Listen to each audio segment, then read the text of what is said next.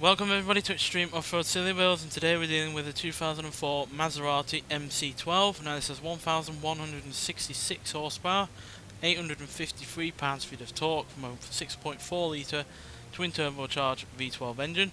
The car itself now weighs 3,129 pounds, now has off-road tyres, all-wheel drive and off-road suspension, and the vehicle itself can now do 0 to 60 in 2.167 seconds, 0 to 104.307 seconds, and going to a top speed of 267 miles an hour.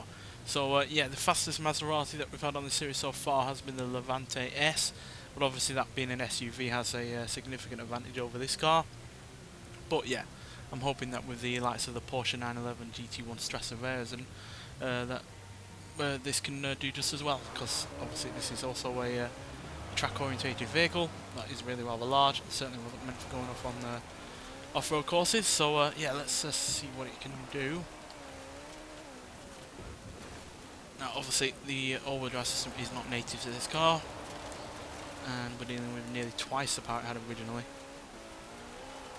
so it's going to be asking a fair old bit from this vehicle to deal with both of those elements, as well as obviously the rough stuff. Like I said, that Porsche had done extremely well, despite also being a track car. Blitzing this course and yeah, going into the top position in unexpected fashion. So I'm hoping this can do nearly as well, because there's a lot of similarities between this and that Porsche.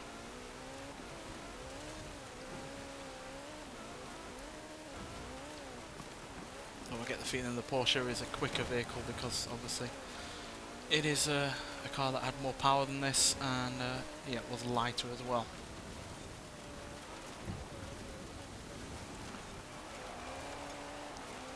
And at the end of the day, it all depends on how high the ride clearance was originally in this car, and then what the upgrade in off-road suspension has done to that height as well, which can be a real big deal breaker on this series, because yeah, the better the ground clearance you have, the less likely you're going to be bouncing around on the jumps and the bumps.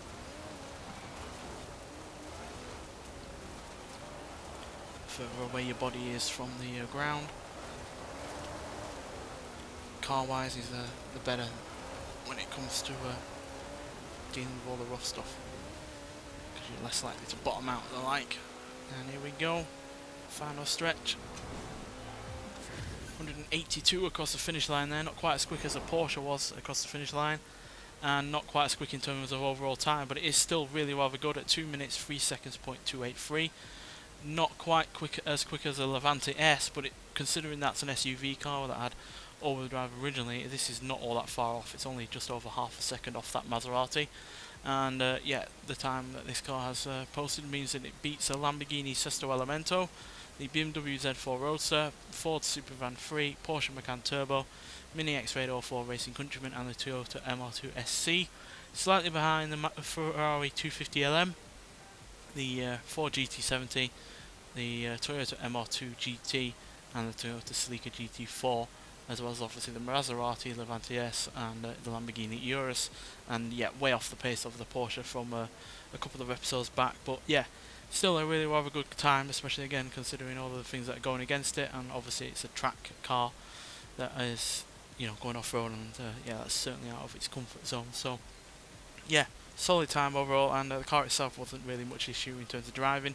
A couple of understeer issues here and there, but yeah, plenty of good speed on the go at times, and yeah, considering the kind of car it is, it dealt with the off-road stuff fairly well as well. So yeah, mostly impressed. Just a shame it's not quite as quick as what we've had before. Nonetheless, thanks for watching, and I'll see you in the next one. Bye.